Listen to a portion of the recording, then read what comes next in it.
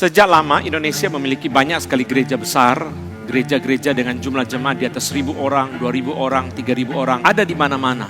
Dan ini kemudian kita anggap sebagai satu mega church. Karena dianggap gereja besar dengan jumlah jemaat yang banyak, apalagi dengan gedung-gedung yang besar, maka kita lalu menganggap ini sebagai satu mega church. Tetapi di dalam studi sosiologis dan studi filsafat, mega church bukanlah seperti ini. Mega church bukan sekedar gereja dengan jumlah jemaat yang banyak. Mega church adalah gereja dengan ciri-ciri sosiologis tertentu, dengan ciri-ciri filsafat tertentu yang berada di belakangnya. Khususnya yang dipelopori oleh gereja-gereja besar yang ada di Amerika. Maka di dalam seminar ini kita mau bersama-sama belajar sebenarnya apakah yang disebut dengan mega church di dalam studi sosiologis itu. Apa yang disebut dengan mega church di dalam konteks perkembangan filsafat postmodern. Kita mau belajar daripada para ahli dan kita mau meneliti gereja-gereja yang ada di Indonesia, khususnya di dalam satu fenomena yang sangat menarik, yaitu gereja-gereja yang diadakan di dalam mall-mall yang besar. Ini apakah disebut sebagai gereja dengan ciri khas mega church? Kita mau mempelajari dengan hati-hati untuk menemukan bukan saja hal-hal yang kelihatannya fantastis dalam mega church, tetapi juga potensi kebahayaan. Jangan-jangan mega church ini bukan berkat Tuhan, tetapi sebenarnya adalah satu alat setan.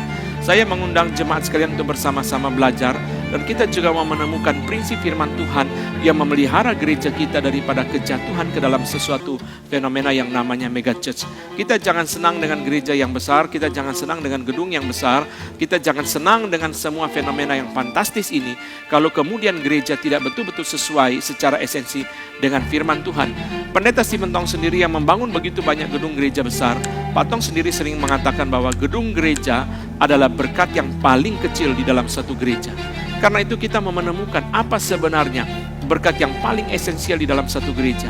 Bagaimana seharusnya gereja menjadi satu gereja yang esensial, yang sesuai dengan kebenaran firman Tuhan, yang sesuai dengan hati Tuhan. Kita melihat gereja Efesus adalah gereja yang fantastis.